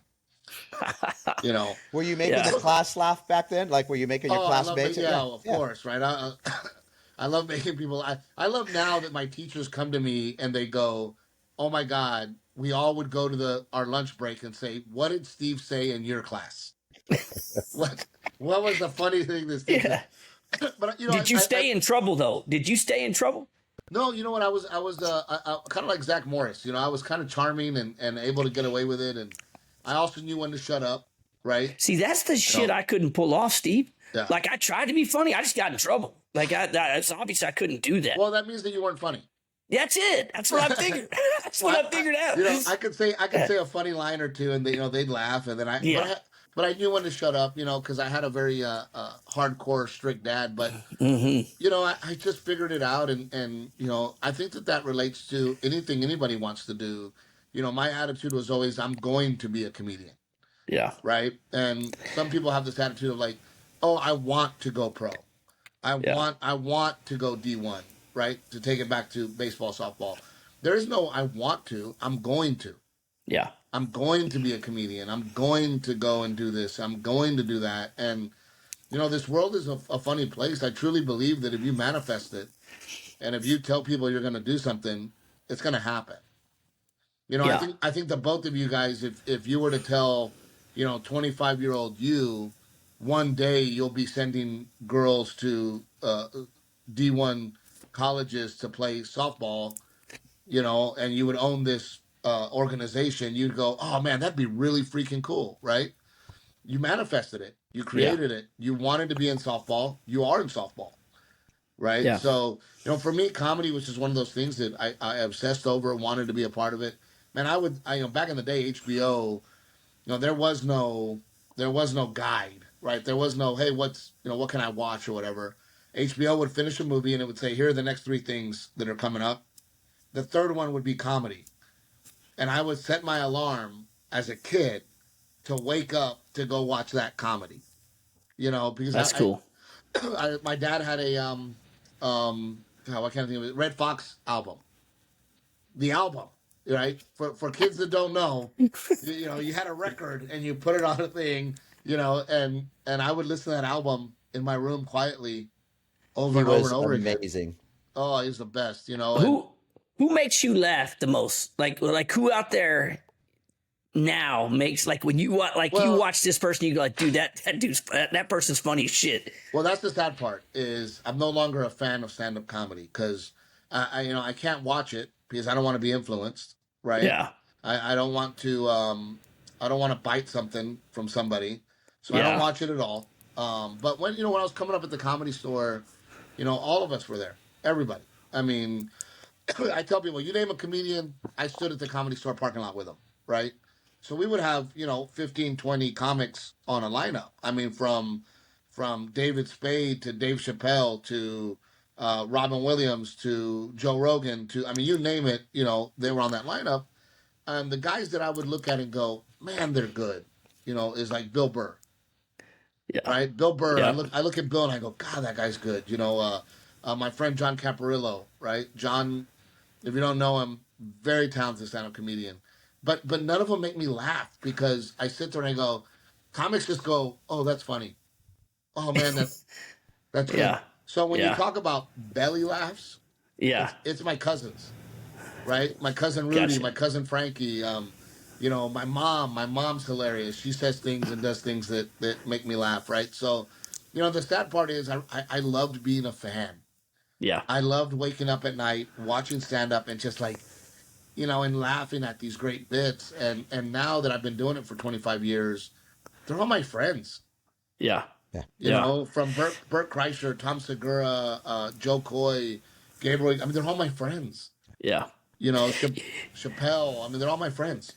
It's so funny you say it that way because, Tony, I think I watch softball the same way. Like, I don't watch it from a perspective of a fan because I'm evaluating so much of it, and I'm like, oh, that's a cool play. I like that. Or nice, great play. Like, like I see it in a different light than I do other sports. When I watch other sports outside of softball, now I'm a fan of kids I coach. That's who I do become a fan of pretty well. But when I can't just watch a softball game, like just one I don't know the people involved in. I don't want to say because it doesn't interest me as much. It's just I watch it and I'm evaluating things. Well, you analyze, right? Fans, that when I watch a baseball game or I watch a basketball game or a football game, I'm just a fan. Yep. Yeah, so it makes sense when you say that. Well, it's because we're inside the business. We're inside the business, but the College World Series coming up and Super Regionals, that's like be a big fan. It's like the Kentucky Derby. You just sit back and watch the horses run because it's the best part of the year for us. It was funny because growing up, my dad was obsessed with baseball, right? And he'd always watch softball. And I'd be like, Dad, softball? Like, really? And he's like, hey, man, I'll watch the game. I love the game. And these girls, they play ball. And now my wife walks by and goes, you're watching softball? I'm like, yeah. I love it. You've been bit by the bug. Yeah, well, and there's something about, the female athlete. They are...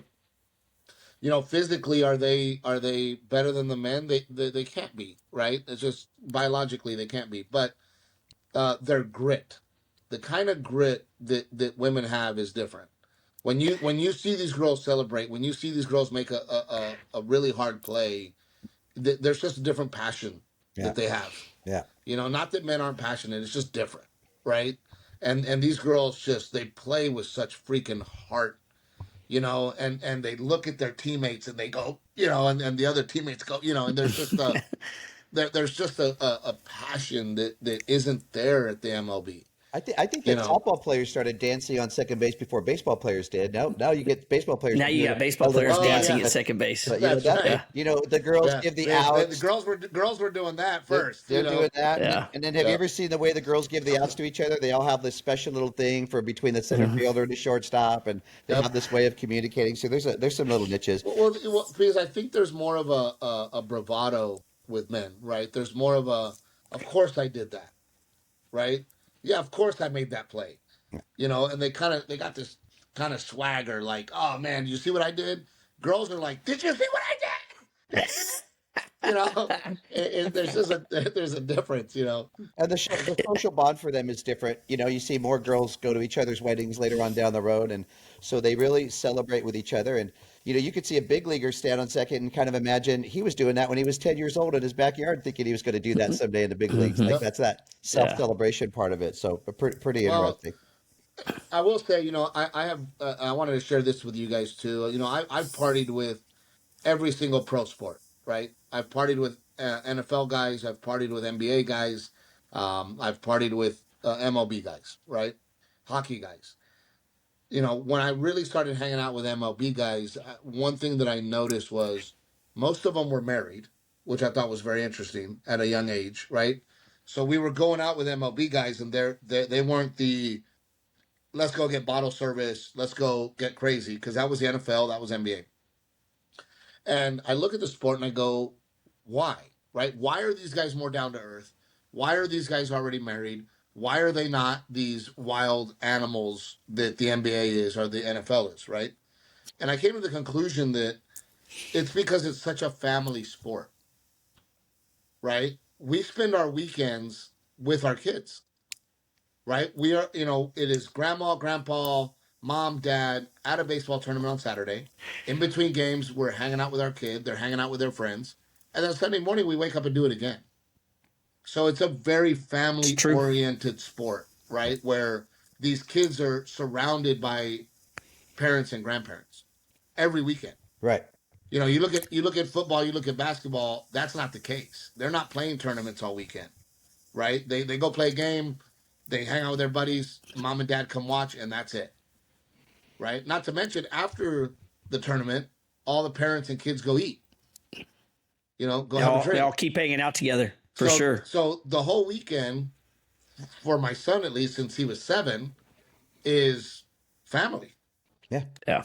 And I It's think good. I think that's the beautiful part about baseball and softball is that you're raising good children in these sports because they are they are with their family all the time. Yeah. Well, it You kind of know. goes back to your point earlier too that we spend more time with these other families than we do our blood families when your kid's involved in 30, 40 weekends a year, right? So the amount of time together is just, that's a big part of this. I go back to the 90s and I would tell my mom who really didn't have an interest in the sport, but I'd say, "Mom, if somebody passes away and we go to a funeral, we realize they're all softball people inside the church. And all the support came from the people that knew this person because we see each other more than we see our blood families. And so there's, Yeah. unfortunately, it took something like that for people to realize that bigger picture at times, but that was big. So Yeah, if I mean, you're, go ahead. well, because the schedule's so grueling with our lives that we end up helping each other.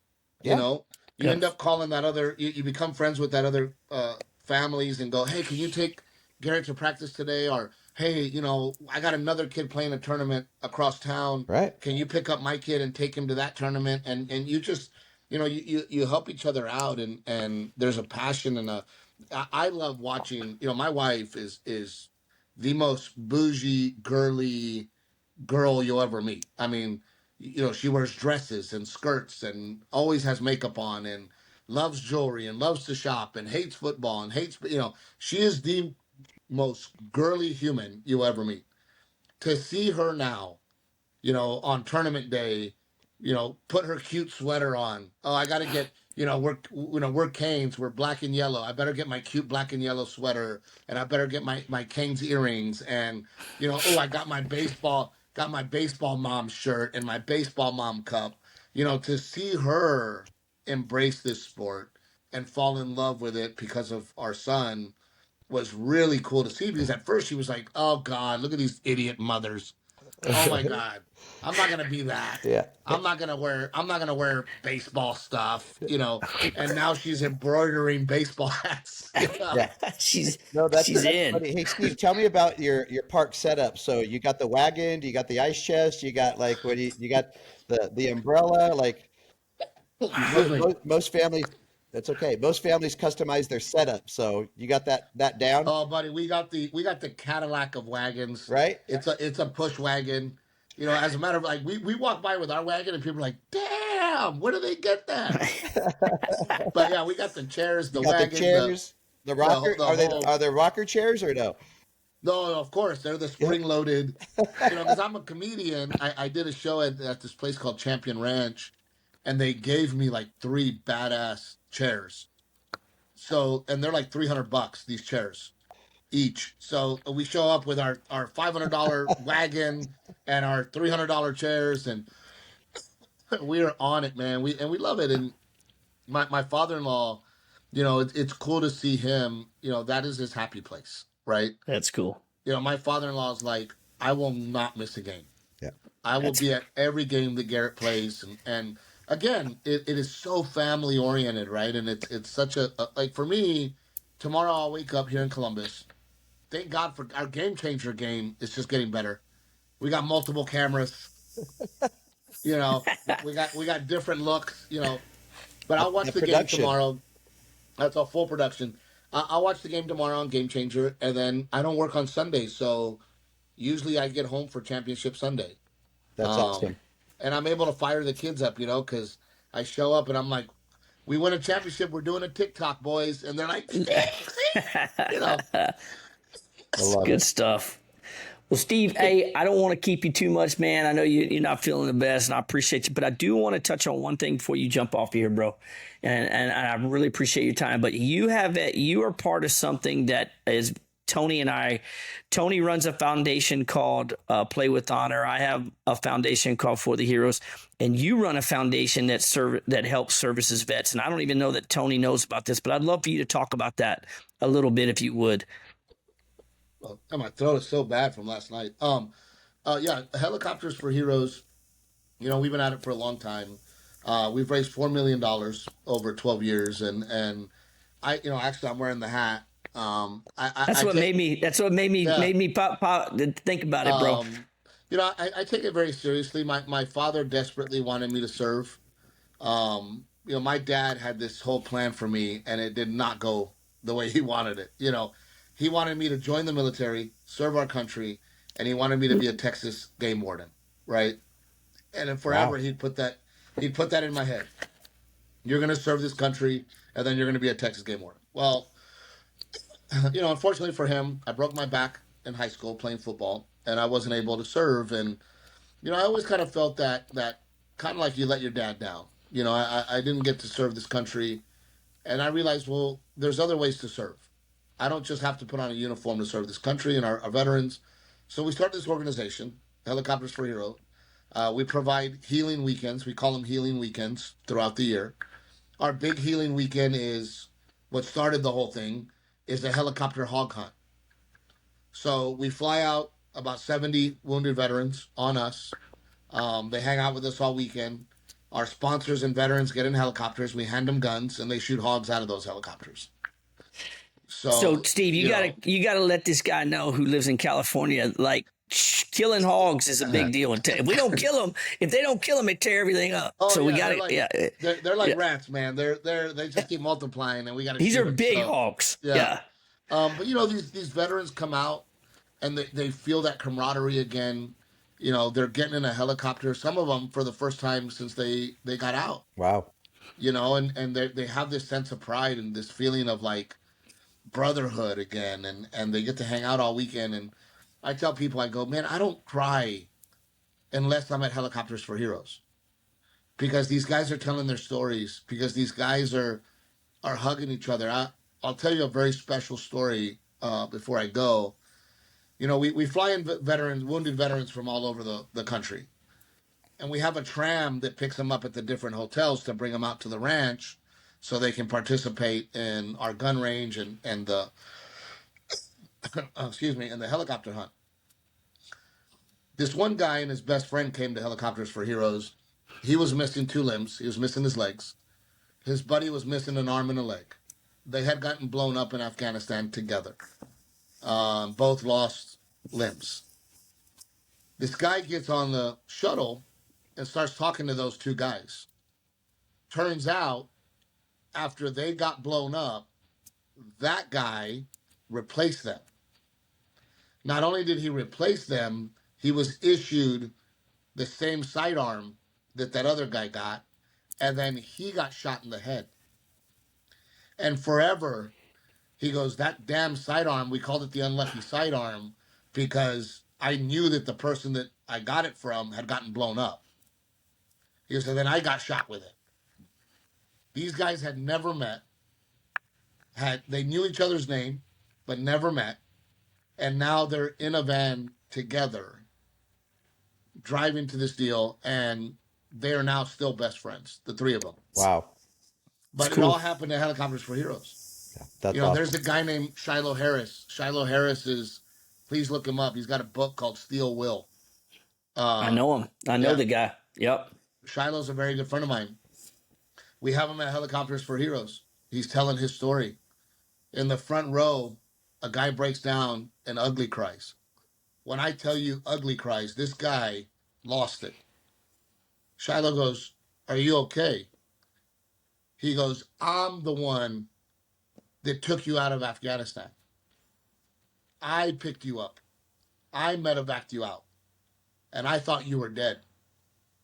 All these years later, there they are in the same room.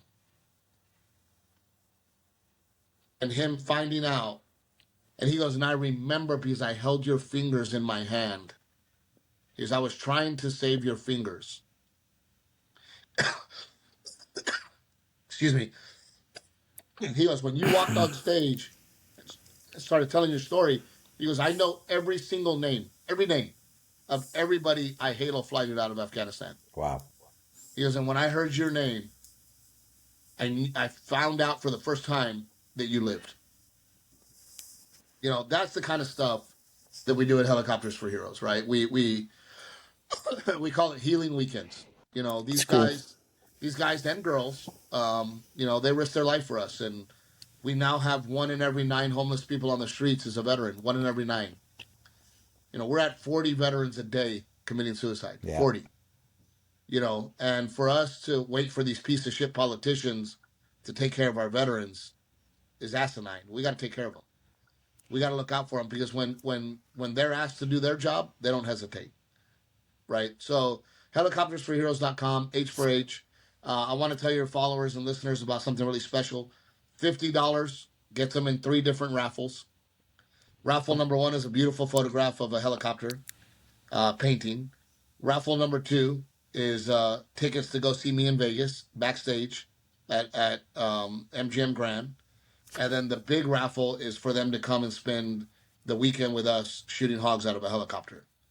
So awesome. $50, H for H, 3 different raffles. You could win those.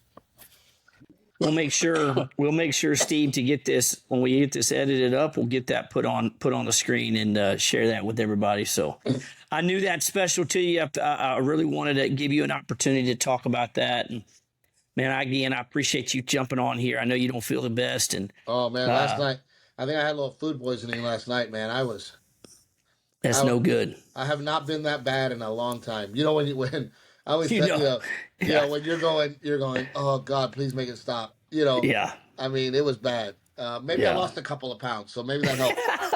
I hear you. Well, Steve, man, we'll let you jump off here, man. We appreciate you, bro, jumping on here, man. Safe travels. Again, thank you for what you do for veterans.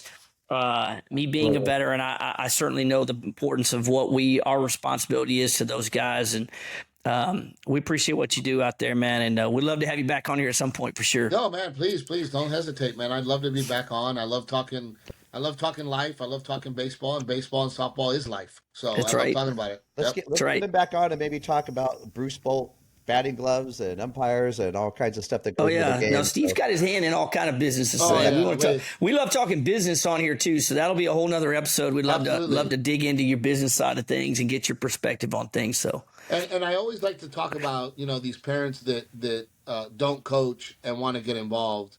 As a coach, it frustrates the hell out of me. But I forget to mention the umpires. These poor umpires. They're out there all day for very little money. And to think that these umpires are somehow trying to sabotage your team or your kid is ridiculous, right? These guys are good guys that love the game, and I just want to give them a shout out. And all those umpires out there, I just want to tell them thank you for basically volunteering. They don't make a lot of money, but I want to thank them for putting up with the BS. And all these parents, they wonder, how come we don't have enough umpires? Because of you, Yeah. because of you, because you're a horrible human being and you think that these people are out for your kid and out for your team when they're just trying to call the best game they can. Yeah. And they're gonna miss things. They're gonna miss it. There is no replay. They're doing the best they can. this is true. Tony, you need to be nicer to umpires. By the way, Tony, it's probably me. It's probably me, Steve. Yeah. Probably me. All right, fellas. Hey man, appreciate you, bro. Appreciate Be good. you. Safe Guys. travels, man. Thank you. Later, dudes. That was big. Yeah, that's a good guy, man. Came in there Good with guy. I didn't know he had the background with the veterans. Surprised me with that. When I saw his hat reminded me, and I knew that would be special to talk about. His thing's a big deal. I wore The Shallow my Harris camo today. There you is 2, 4. I like it. You got you a camo hat. There you go. The Shallow Harris guy he's talking about is an incredible story. That what he's talking about, that book. I mean, he got burned up. He got blew up. But he's got such a sense of humor. His ears, he'll pull his ear off and just pull it off, and go, I can't hear you. And he'll try to. He's just incredible. He sticks on with magnets. It's wild, man. Like they put that dude back together, and yeah, he's a special guy, man. Like he can't be out in the sun. Like we've done some stuff with him for the Heroes because he was burned so much of his body was burned. Like he's super sensitive to light and heat and all that good stuff.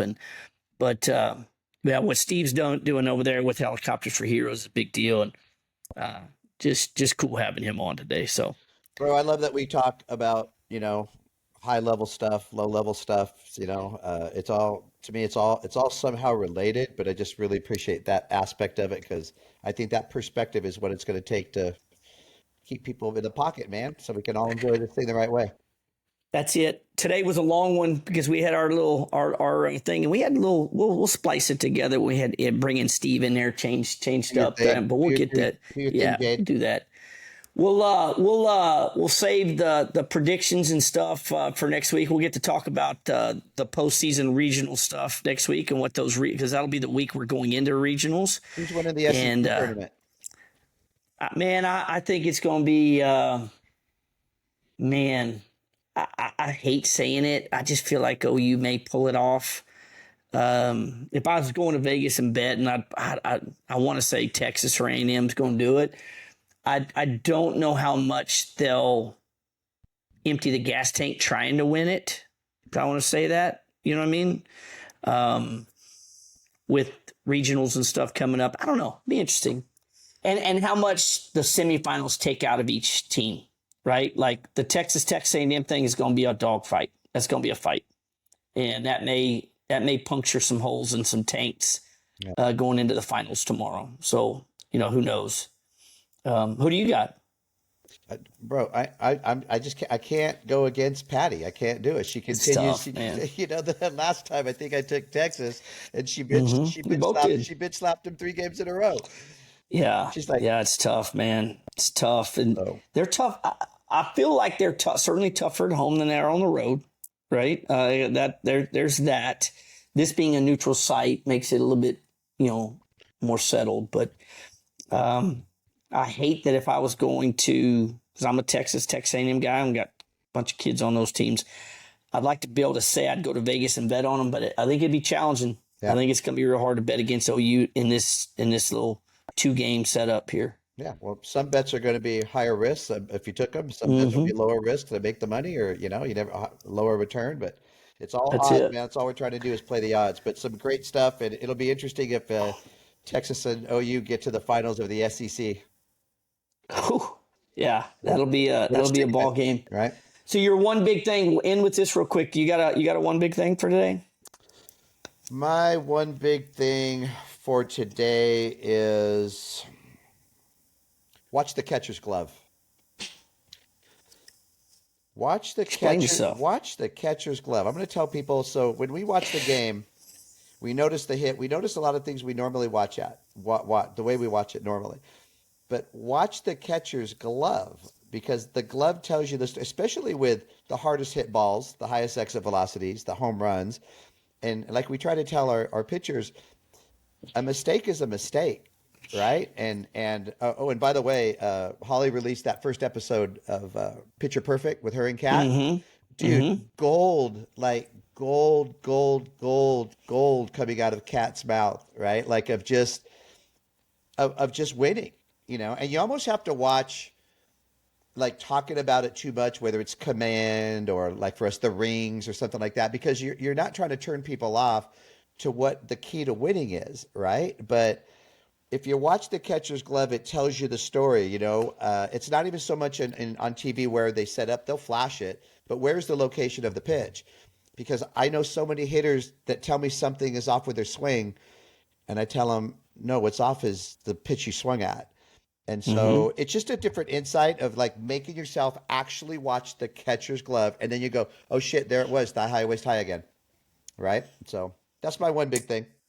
It's good. That's good. It's good stuff. I'll be watching. I'm just gonna be watching the catcher's glove the whole freaking game. That's a good thing. Well, I'm gonna give some people something else to watch too. My one big thing is watch how talented the hitters are from at bat to at bat, and the adjustments being made. You get into this pocket of these four teams. I would also say watch how good the umpiring becomes down this stretch. Like the umpiring's been pretty solid.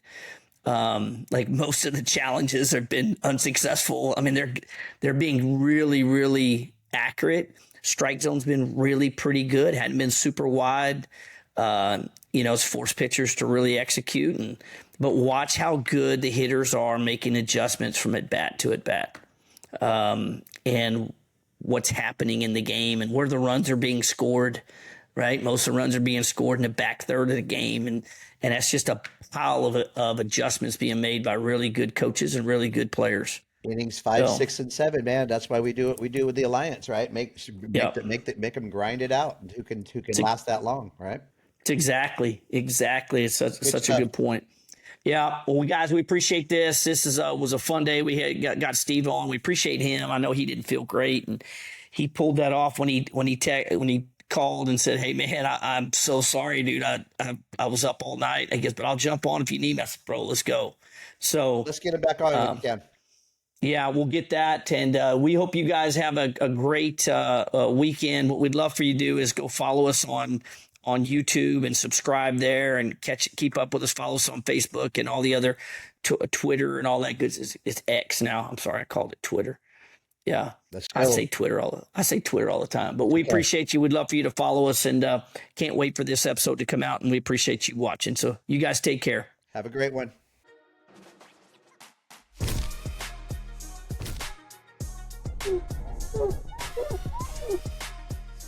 You're listening to the Two in the Mud podcast with Tony Rico and Scott Smith.